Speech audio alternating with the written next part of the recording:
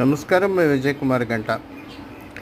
AP మంత్రిమండలి సమావేశం August 6వ తేదీన సీఎం చంద్రబాబు అధ్యక్షతన జరిగింది. సమావేశంలో కీలకంగా ఆగస్టు 15 నుంచి స్వాతంత్ర దినోత్సవ కానుకగా ఉచిత మహిళా బస్ పథకాన్ని అమలు చేయాలని నిర్ణయించారు.